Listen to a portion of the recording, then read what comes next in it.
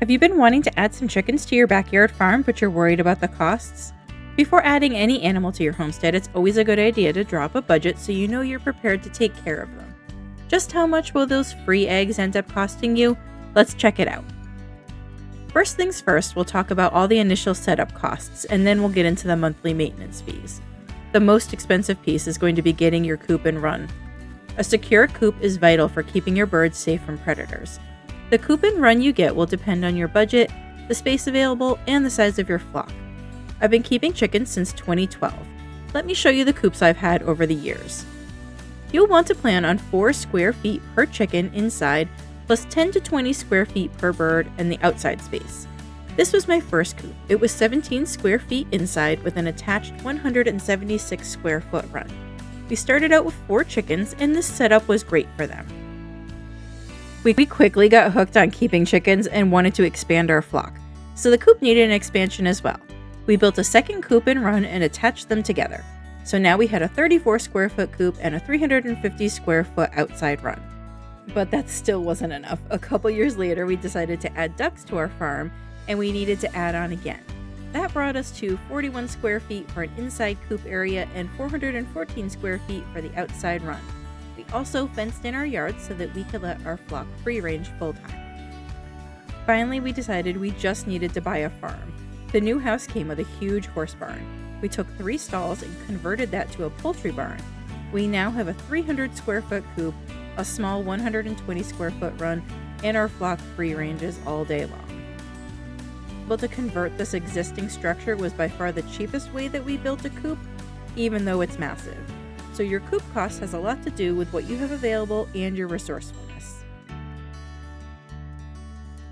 With your housing situated, you'll still need to get a feeder, a chicken water bucket, a couple scrub brushes to keep things clean, some rodent-proof metal cans for storing feed, and a spare cage or dog crate for housing sick or injured chickens. So what will all this chicken setup cost you? You could certainly expect to spend at least a couple $100 plus the cost of the coop if you're buying everything new. But before buying everything new, check around to see if you could get some used equipment or even a used coop. If you can't find a used coop, you might be able to salvage materials and pallets to help keep your costs down. A new custom coop might run you $2,000, but if you can build it yourself with salvage materials, it could be free. Now on to the monthly maintenance. Obviously, feed will be the most expensive part. The average chicken goes through about 8 pounds of feed per month. You can keep this down by supplementing their feed with food scraps and by free ranging. Chickens love all kinds of scraps, from melon rinds to carrot tops, leftover salad and pasta, and so much more. Not only does this keep your feed costs down, you are also reducing your food waste. If you have the ability to free range, your flock will be out in the yard eating bugs, grass, and other vegetation all day. It keeps the bug population in your yard down. They love ticks. And it reduces your feed costs. It does leave them open to predators, however. In addition to feed, many chicken owners will buy treats for their chickens. While not necessary, they do love mealworms. Adding oyster shells or calcium chips will help make stronger shells. Some straw or pine shavings for the nest boxes, and some sort of litter for the floor space.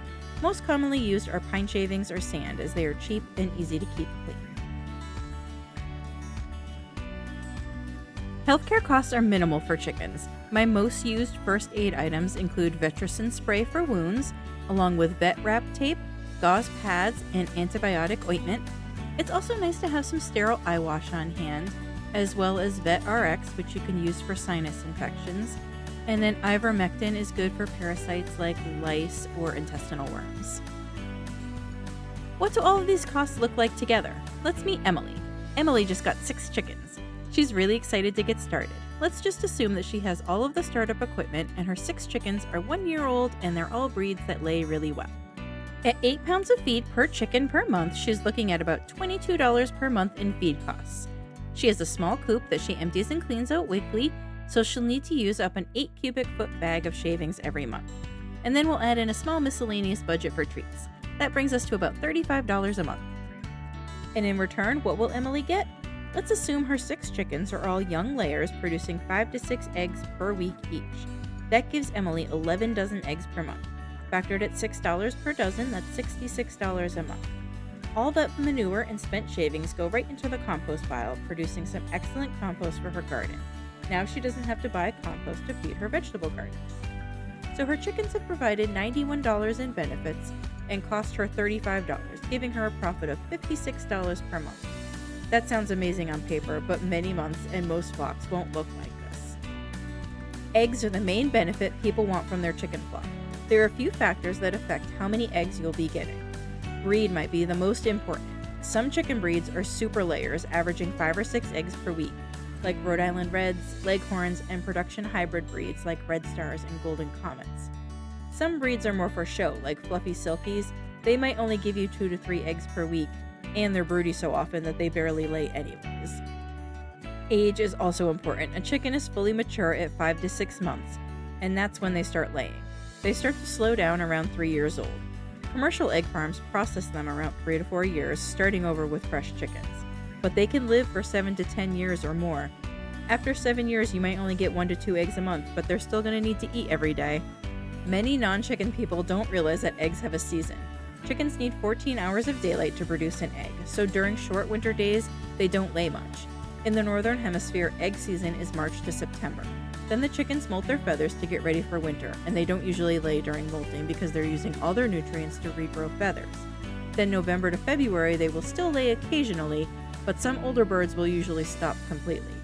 Commercial farms add artificial lights to their barns to trick their chickens into laying year-round. Many backyard farmers let them have the winter off, though. Diet is the next factor. You get in what you put out. If you want lots of eggs, you need quality feed, lots of clean water, and a low-stress, safe environment. Let's look at my real-life 2025 flock costs with averages gone over the entire year. My 2025 flock consists of 34 chickens. I have 5 pullets that were born in March, and they will hopefully start laying in August.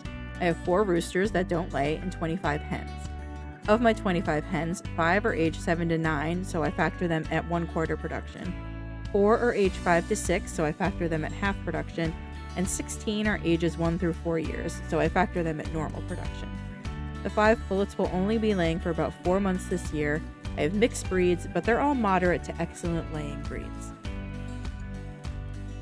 My expected egg production from my flock this year is about 230 dozen eggs.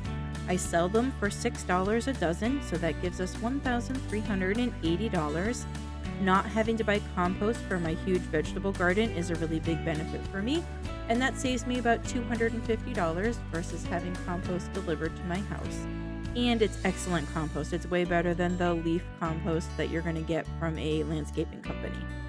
So my total income is about $1,630 from my flock. Now I have to feed 34 chickens, and that includes the roosters and the older hens and the pullets that aren't giving me anything.